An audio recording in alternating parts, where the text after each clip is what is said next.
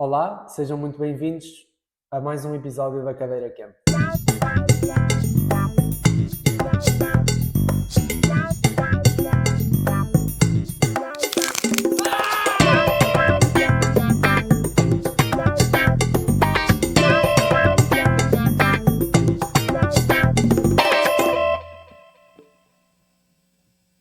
Carlos, hoje estamos então aqui para falar um bocadinho sobre rupturas musculares dos isquiotibiais, porque consideramos que é uma lesão muito prevalente no meio desportivo e era então importante começarmos por falar aqui um bocadinho. Eu gostava que começássemos um bocadinho. Ok, o paciente chega, tem uma dor na zona posterior, na zona dos isquiotibiais. O que é que nós vamos fazer para tentar perceber então se de facto é uma ruptura muscular, se não é?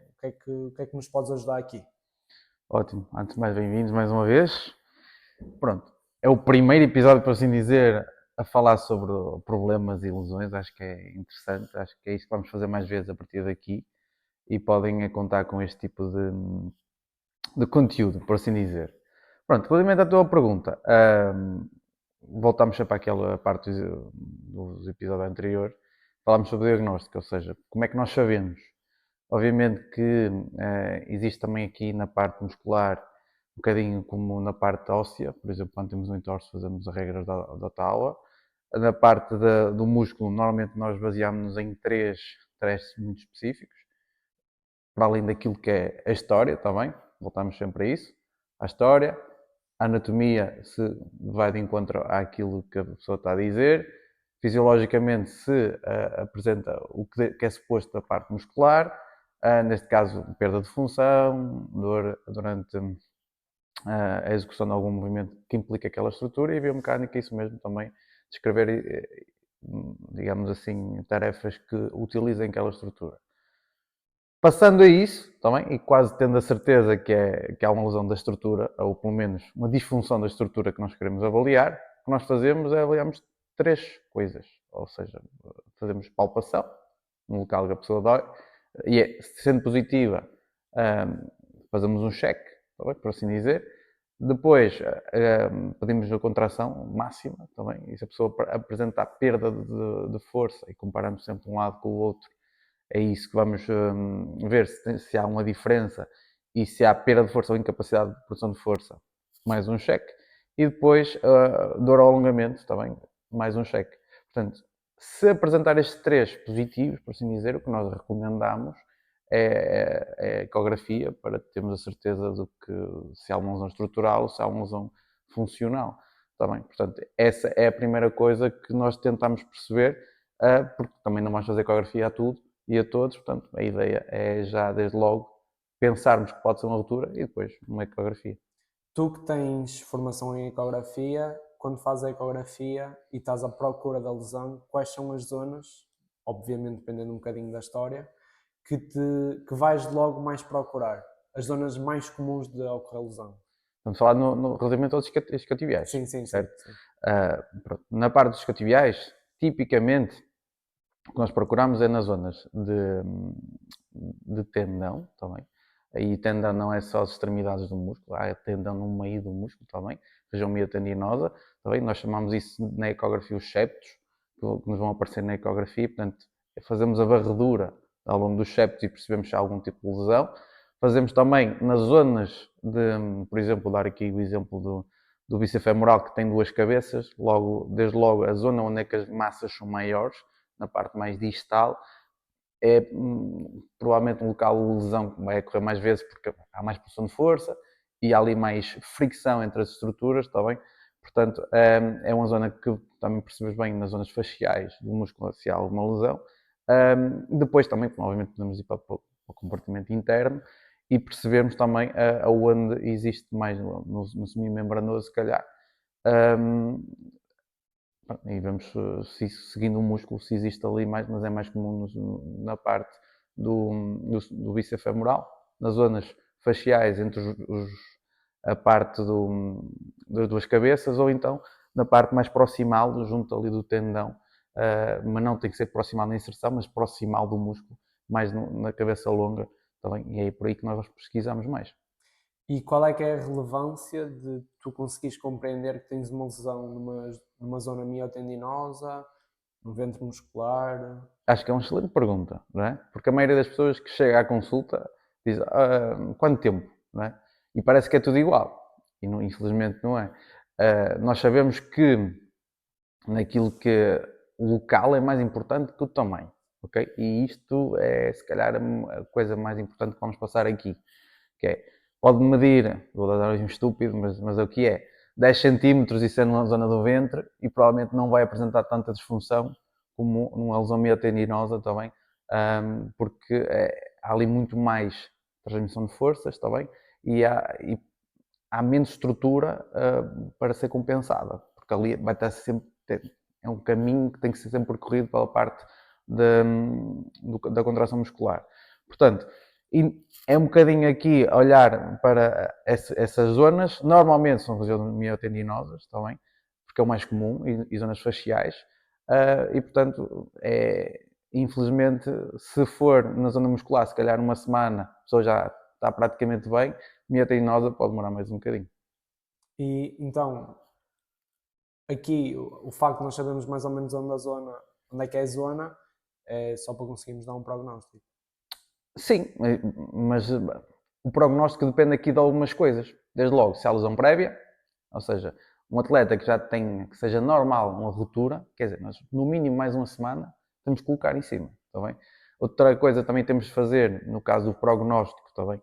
É que tipo de função que ele tem em campo. Então, ainda vamos falar sempre em atletas, que é o mais fácil, porque se for um atleta que tenha que fazer longas distâncias, há maior recrutamento da parte da musculatura dos isquiotibiais e desde logo maior velocidade e vai implicar aqui maior esforço daquela zona. Portanto, se for um guarda-redes, logicamente irá entrar mais cedo no treino e no jogo do que se for um extremo. Porquê? Porque um vai ter que correr muito Sim. em velocidade e atingir grandes velocidades e um guarda-redes provavelmente, para além do remate e algumas deslocações laterais e alguma saída anterior, não vai fazer. Portanto, depende do tipo de função em campo, também. Depende se há lesões prévias, que é importante, e depois o facto de estar o local da lesão também é importante. Portanto, nós sabemos que o mínimo são 21 dias, podemos ir acrescentando semana, dependendo destes tipos de variáveis, mas é assim que se faz. Ou pelo menos é o prognóstico que será o mais seguro assim, nem sempre é assim que se faz. Conseguimos então identificar o problema, perceber em que zona é que temos a lesão e qual é que é a primeira coisa que tu metes o teu paciente a fazer. Já passamos para a parte do tratamento, Sim, sim, certo? sim. Pá, depende muito, obviamente, e eu não quero dizer estas palavras muitas vezes, mas vou só para enquadrar, depende muito de qual é a disfunção. Ou seja, claro que depende do local, depende de tudo o que eu já disse até agora, mas a partir daqui, o que é que eu lhe vou fazer depende da disfunção. Se a pessoa consegue andar, se não consegue, se subir escadas, se não consegue. Portanto, a primeira coisa que eu vou fazer é normalizar isso.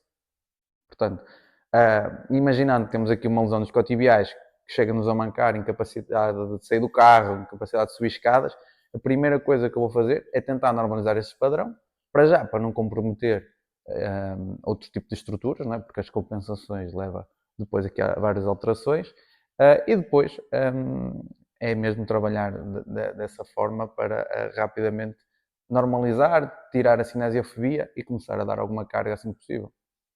Mas em termos um bocadinho, se calhar, mais concretos, o que é que dizes em normalizar O o padrão. padrão? Ok, imaginamos a seguinte situação. Ele está com dificuldade a andar, está a mancar. Provavelmente por déficit de capacidade de extensão do membro. Está bem? Aquilo que vamos fazer é trabalhar esse semi-passo, se queres assim dizer, também, porque muitas das vezes eles fazem esse tipo de compensações não porque lhe dói, mas porque lhe vai doer. Tá bem? E às vezes é traduzir essa mecanotransdução e tentar que ele faça o movimento e que perceba que se calhar não é assim tão lesivo de o fazer, está bem? Portanto, é exponenciar a capacidade máxima que ele tem, pá, e só inibir aquilo que naquele momento ele não consegue. E muitas das vezes o que eles chegam é demasiado alterados para a vez para a lesão que tem. Portanto, nós temos é que normalizar. E se estivermos trabalhar ali com ele a explicar-lhe, coloca aqui a perna, encurta um bocadinho o passo, que seja, porque às vezes podemos até mexer no outro membro para não mancar tanto, não haver tanta compensação. Tá bem? E a primeira coisa que nós fazemos é mesmo isso. Tentar normalizar e tirar ali a cinesiofobia, ok? Podemos usar técnicas como massagem, se for o caso, tentar aliviar ali tensões, outras estruturas estão a compensar, e trabalhar toda a parte do padrão que nós queremos alterar de uma maneira sistemática, faz assim, está a melhorar, não está? E através dessa informação nós vamos tentar modular e avançar no tratamento. E a partir do momento em que tu consegues aliviar, se calhar não é aliviar, mas ajustar o padrão e ele acaba por perder o medo de mexer, o que é que a seguir começas a fazer? Sim. A primeira coisa é isso, é explicar-lhe que não há problema dele fazer a maioria das coisas que ele faz diariamente, como andar, subir escadas, portanto, tirar-lhe a cinesiofobia. A partir daí, começarmos com coisas muito práticas, portanto, por muito que eu tenha um membro afetado, ainda tenho um quadríceps daquele lado, ainda tenho todo outro membro, braços, tronco, portanto, podemos e devemos potenciar tudo o que ele tem. Depois, e especificamente naquele membro também, vamos dividir da seguinte forma. Fazemos algo preparatório, portanto, imagina, uns isquiotibiais. Provavelmente não há o grande problema de colocarmos uma bicicleta. Porquê? Porque se ele chegou até nós a andar, um movimento só de circundação não vai haver grande problema, está bem? Sim. Portanto, não podemos começar já a acrescentar algum movimento e a diminuir aquele alarmezinho que ele tenha na cabeça, está bem? Eu começo tipicamente com atividades seguras, que não impliquem grande dor, está bem? Isso para mim é fundamental, para estar colaborando também no tratamento, está bem? E depois passaria para perceber que tipo de carga é que ele consegue receber. Estamos a falar especificamente do músculo, está bem? Imagina, deitavam, por exemplo, de cúbito dorsal, está bem? E pedia com os dois apoios, okay, para ele fazer a ponte. Simplesmente dói, não dói, doeu, encurta distâncias, ou seja, a alavanca diminui do joelho, traz os pés um bocadinho mais para trás e percebemos se melhor. Pai, continua com dor, ainda se calhar não é o dia para começarmos a trabalhar. Se já aceitar, podemos e devemos começar logo a dar alguma carga, principalmente concêntrica, ok? Porquê? Porque a concêntrica aproxima fibras, ok? A excêntrica, tipicamente, o que faz é alongamento das fibras, está bem? É importante que podemos ver isso em ecografia, também é importante que quem trabalha com ecografia pode ver isso acontecer, e há situações em que na parte excêntrica as fibras não se afastam, portanto aí já podemos passar mais cedo para a parte das excêntricas, está bem? Mas na maioria dos casos, quem não tem ecografia, fazer a parte concêntrica, está bem? Do músculo a contrair, da aproximação de fibras, está bem? Não há grande problema desde que ele não tenha dor. Começamos normalmente por aí. Ou seja, achas que o exercício é uma forma mais rápida de começares a dar carga e a trabalhar o músculo? Imagina, um atleta vamos olhar para ele como uma máquina, não é? Ou seja, a partir do momento em que uma máquina deixa de trabalhar, vai perder uma capacidade de fazer aquilo que fazia. Na maioria das lesões musculares, e é importante dizer isso, são benignas. Se nós não fizermos nada, provavelmente ela vai recuperar. É mesmo isso. Portanto, o nosso trabalho que nós temos é basicamente não agredir, ou seja, não piorar a zona, não agredir de qualquer maneira, e potenciar aquilo que a pessoa tem, ou melhor, minimizar as perdas que possam vir a ter. Portanto, isso é parte fundamental. Portanto, desde que eu consiga fazer alguma coisa, eu posso e devo fazer, ok?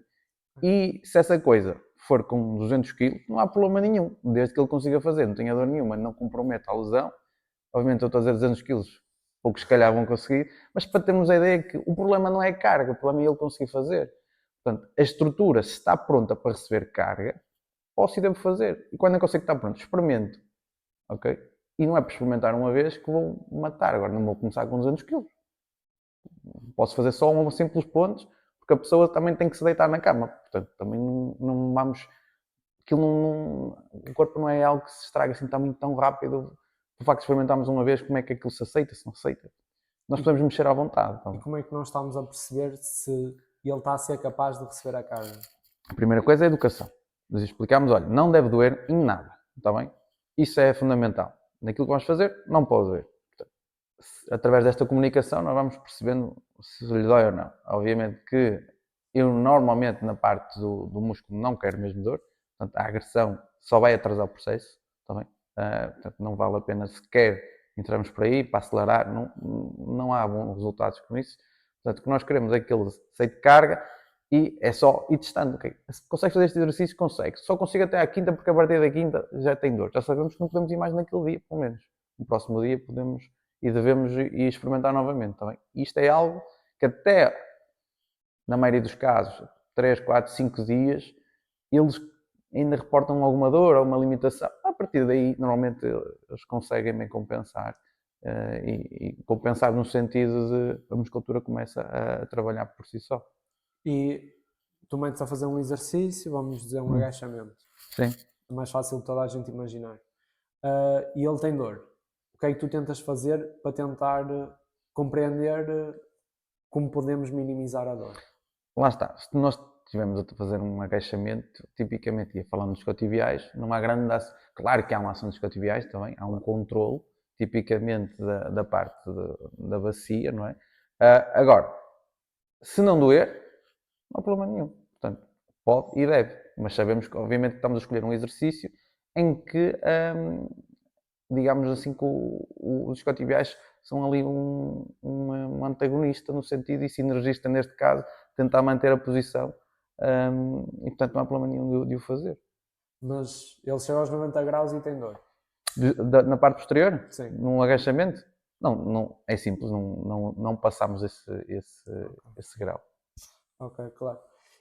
E quando estamos a pedir ao atleta, paciente, seja o que for, para estar a fazer o exercício, não há o risco, desculpa, se calhar se vai soar um bocadinho estúpida a pergunta, mas dos dois tops estarem-se a afastar? É isso. Em ecografia tu consegues ver isso. Ou seja, como é que... Vamos lá ver. Há uma lesão, há uma destruição estrutural e também pode haver, e normalmente, há uma desinervação daquela zona. Ou seja, a parte do nervosa não chega a alimentar aquela zona. Portanto, aquela zona há uma destruição e não alimenta. O que é que faz? Se aquilo não contrai, tipicamente o que pode haver aqui é uma abertura daquela zona, certo? E se tu fizeres algo concêntrico, o que é que vais fazer? Vais aproximar as fibras. Não há grande risco daquilo abrir, por assim dizer. Se calhar é essa a pergunta que me estás a fazer. Sim. Ou seja, haver risco de abrir mais. Não. Se o trabalho for mais concêntrico, numa primeira fase, não há grande problema. Até esperar nova inervação de toda aquela zona. Vai acontecer e é normal que aconteça também. Portanto, não há grande risco, desde que numa primeira fase o que nós queremos é aproximar todos. Portanto, contração concêntrica é o mais indicado. E para quem não tem a ecografia, quando é que achas que é o momento certo para começar a experimentar fazer o excêntrico? O excêntrico. Tipicamente, o que é que acontece? O movimento mais... A parte excêntrica é um movimento mais agressivo, por assim dizer, para um músculo saudável ou para um músculo lesionado. Portanto, enquanto ele não conseguir fazer determinadas coisas, como correr, percebes? Se calhar estás a fazer um trabalho de nórdicos, não faz grande sentido. Percebes? Primeiro que nós queremos a base, percebes? Depois é que nós queremos uma corrida ligeira, tem que estar à frente do nórdico.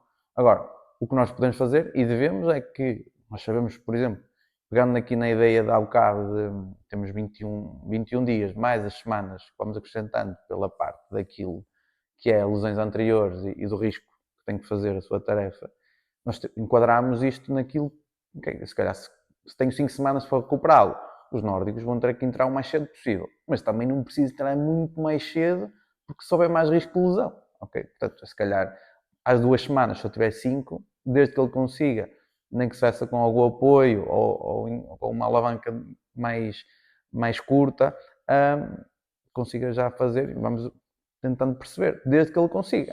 Se não conseguir, pode esperar mais 2 dias e voltas a tentar. Portanto, é essa a ideia. Não é por fazer uma vez um nórdico que vai rasgar tudo. Desde que faças com calma, tentas perceber, olha, vamos experimentar. E é isso, é experimentar, experimentar, experimentar. Na base, quem não tem ecografia, quem tem ecografia é um bocadinho mais fácil o trabalho. E imagina, nós temos uma lesão mais proximal ou mais distal. Faz algum sentido nós estarmos a procurar exercícios que tenham uma alavanca mais distal ou mais próxima, dependendo um bocadinho da lesão? Sim, faz todo o sentido. Ou seja, tendo uma lesão mais distal, mais, digamos, vamos falar do bíceps femoral, Sim. mais distal, na zona da miofascial, entre as duas cabeças, da parte dos ventres musculares maiores, eu posso fazer, se calhar, um exercício que seja muito mais para proximal, como, por exemplo, um deadlift, se calhar, porque vai ter uma ação muito mais proximal, mas, se calhar, um nórdico vai-me cair muito mais distal. Eu posso e devo escolher os exercícios consoante a sua ação no próprio músculo, ok? E é essa a estratégia que nós devemos e podemos usar. Tá bem? Mas é importante que eu faça, imagina, temos uma lesão distal, eu faça na mesma um nórdico antes de eu mandar para uma atividade. Sim, isso é Sim. essencial. Ou seja, a primeira coisa que nós temos de fazer é capacitá-lo de tudo, ou seja, quando estás numa marquesa e passas para o ginásio, tu assumes que na parte da marquesa, por muito que ela continue e perdure no tempo, já pode passar para o ginásio. Da mesma forma que no ginásio, quando nós estamos em ginásio, quando tu passas para o campo, assumes que ele já pode fazer algumas coisas no campo.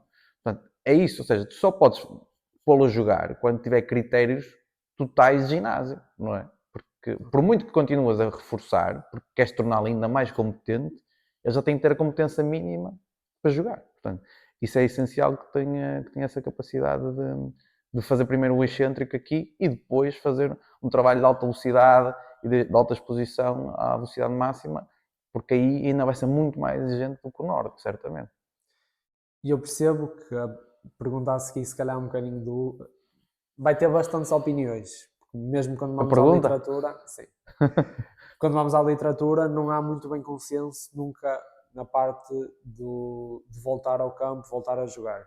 Mas para ti, quando é que tu achas que um atleta está pronto para voltar a reintegrar o treino e voltar a Na jogar? totalidade, é que essa pergunta tem essa particularidade, não é? É Imagina, isso. eu se calhar vou pegar na coisa de outra maneira. Imagina, um atleta pode entrar no campo desde que a exposição não seja aquela lesão que ele tem. Imagina, só tem isquiotibiais. Nós sabemos que os isquiotibiais têm muito mais exposição à velocidade. Eu posso fazer treino curtos, mais de mudança de direção, mais de condução de bola, mais coisas que não impliquem diretamente os isquiotibiais. Portanto, isso é essencial e posso começar logo a dar treino desde que não implique aquela estrutura e não agrida aquela estrutura. A partir do momento em que ele já pode receber aquela carga, está bem, por assim dizer, nós devemos começar ou seja, imagina, ele normalmente faz, e nos atletas profissionais é mais simples, mas normalmente faz 500 metros de alta velocidade num jogo. Estou a exagerar se calhar, mas é o que é. Sim. De alta velocidade, a velocidade máxima, o que seja. O que nós devemos fazer é começar a trabalhar de forma gradual essa exposição. Porquê? Porque o músculo, por muito que tu tenhas capacitado aqui, a função é que faz a capacitá-lo ou não para fazer a mesma função. Portanto, se eu quero que ele faça 500 metros de velocidade máxima, se calhar começo com 100, uma exposição, depois 120, 130, 150, ou até posso passar logo para 200, dependendo daquilo que eu estou a ver. Está bem? Agora, paulatinamente, expondo a velocidade máxima até chegar àquela distância que ele costuma fazer àquela velocidade. Só quando ele, teoricamente, só quando ele for capaz de, vamos supor, esses 500 metros a alta velocidade, conseguir fazer esses 500 metros, é que está apto para Idealmente, voltar. sim. Se é o que acontece, não. Claro. Está bem? Idealmente, é isso e é o mais seguro que devemos fazer. Porquê? Porque a primeira coisa que nós temos de perceber é que não há. A palavra prevenção saiu da esfera, por assim dizer, porque não é possível prevenir. Porque se fosse possível, ou um dinheiro que anda dentro do futebol, se calhar já ninguém tinha lesões. E portanto, nós não conseguimos ter essa certeza. O que nós podemos fazer é diminuir o risco ao máximo. Pelo menos daquilo que nos é possível.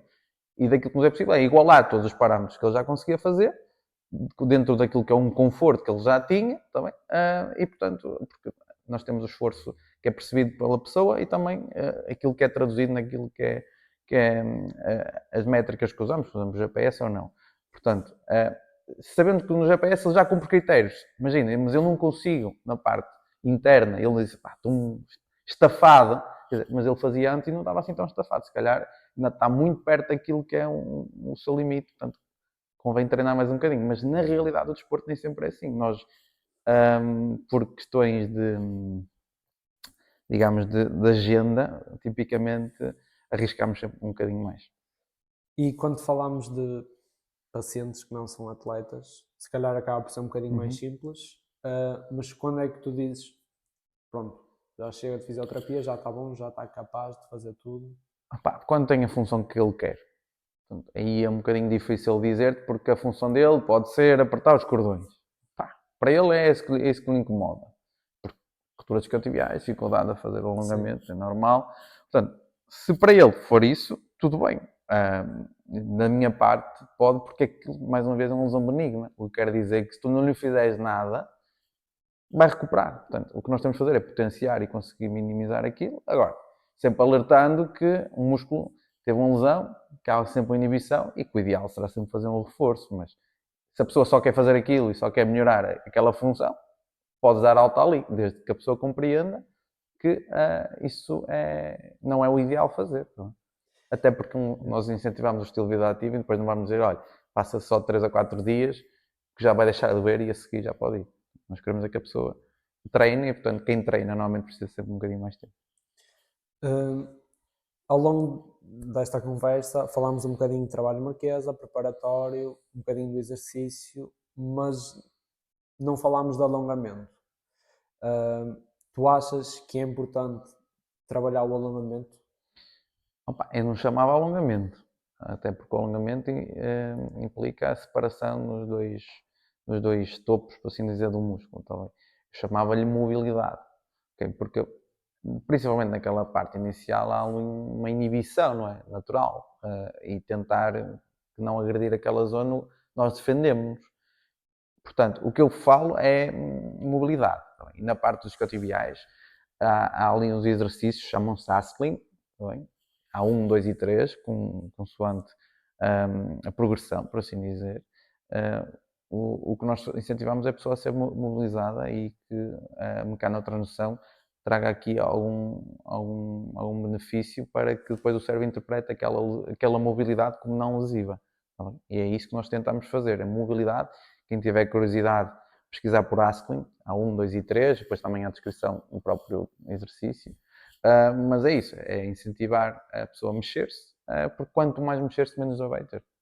Por acaso estive a ler o artigo em que, Dá-se? sim, em que ele fala, ele está a comparar os dois protocolos e basicamente ele depois chega à conclusão que os exercícios da ASCLIN são muito importantes na parte da reabilitação de lesões de isquiotibial e que deve ser utilizado um protocolo de fortalecimento em que há um alongamento da zona musculo-tendão, vamos chamar assim, traduzindo. Sim, mas aí ele explica quando é que fazer isso durante o processo?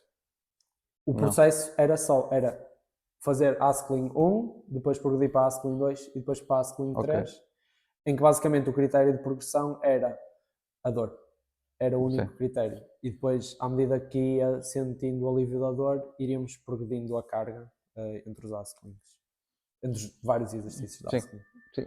E é isso, eu compreendo perfeitamente o que ele está a dizer. Agora, até porque o último exercício é exercício excêntrico, Sim. está bem? Excêntrico com carga, ou seja, pelo menos com o peso do corpo da pessoa, nesse caso, mas é. E portanto é muito mais exigente e já leva aqui à separação da parte do ventre muscular. E portanto, numa zona que não está inervada, se fizeres isso muito cedo, corres o risco de haver aqui a separação e de agravar um bocadinho. Tá bem? Portanto, em teoria será assim.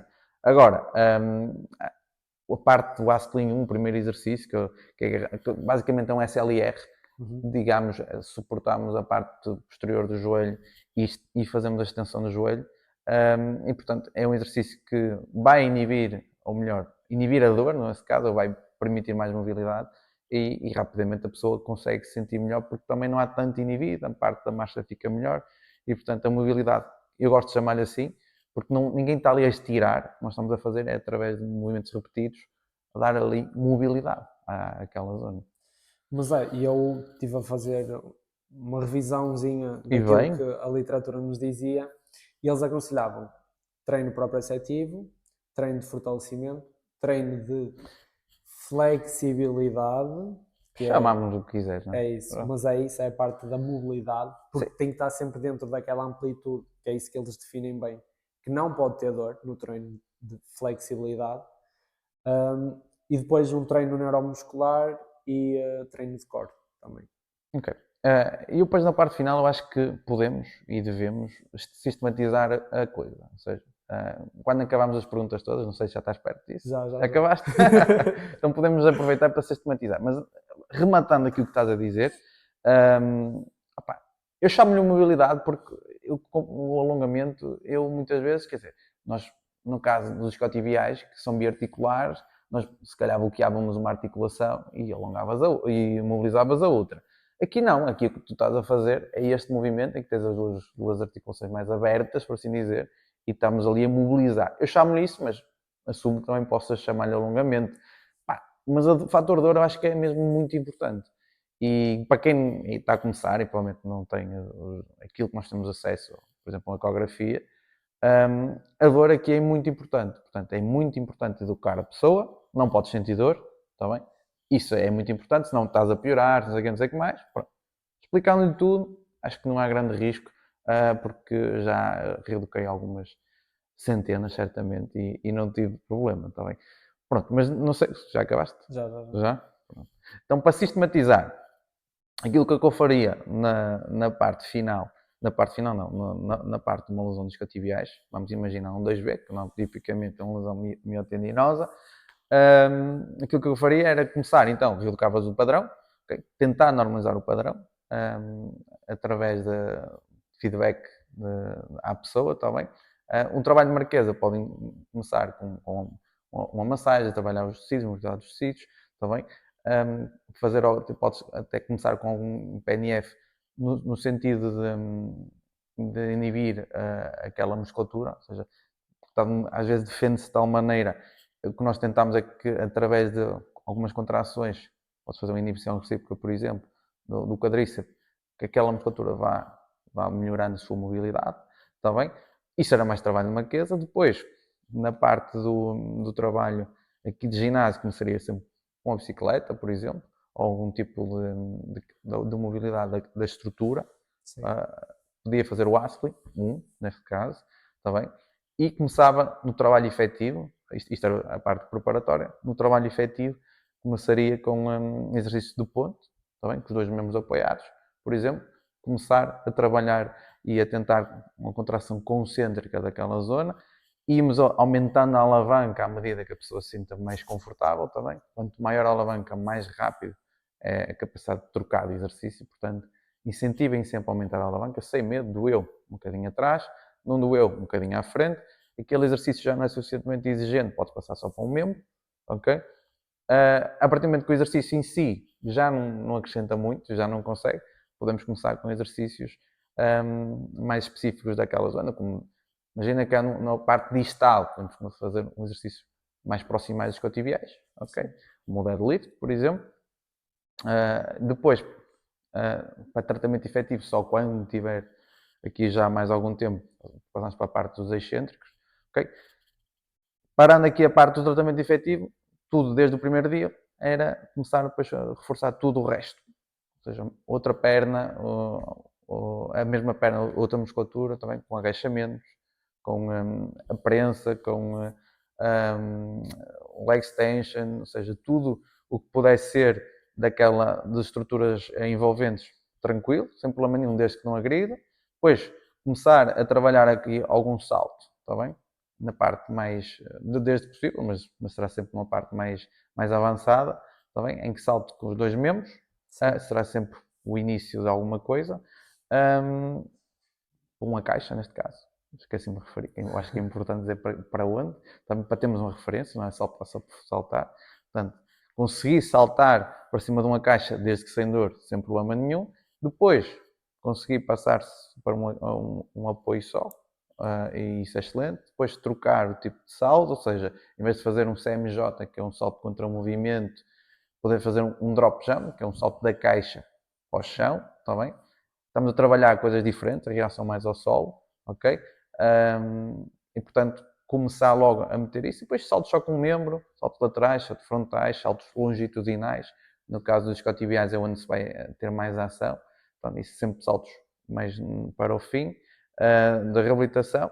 Mas desde que não tenha dor, pode caber, vamos dizer assim, na primeira e na segunda semana, desde que não tenha dor. Tá bem? É importante eu dizer isso. Eu acho que tentei falar muito rápido, mas basicamente é isso. Atividade preparatória, mais marquesa se calhar, ou então aqui a bicicleta. A atividade efetiva, ou seja, dar carga logo no primeiro dia, podes dar logo carga no primeiro dia nos isquiotibiais, desde que não tenha dor. Eu uso muito a ponte, um exercício simples, com muita descarga, portanto não há grande problema. E depois a parte do exercícios que compensam, exercícios que andam ali à volta da lesão e que ele seja sinergista, são exercícios bons para potenciar aquela zona também. Olha, obrigado De por teres nada. partilhado um bocadinho connosco. Espero ter sido esclarecedor, mas qualquer dúvida, também estejam à vontade de perguntar. Para entrarem na nossa comunidade, vão aqui abaixo ao link que aparece, entrem no WhatsApp, partilhem um bocadinho connosco possíveis dúvidas para debatermos, conseguimos crescer todos em conjunto e fiquem prontos para o próximo episódio, onde voltamos com mais um caso. Obrigado. Muito obrigado.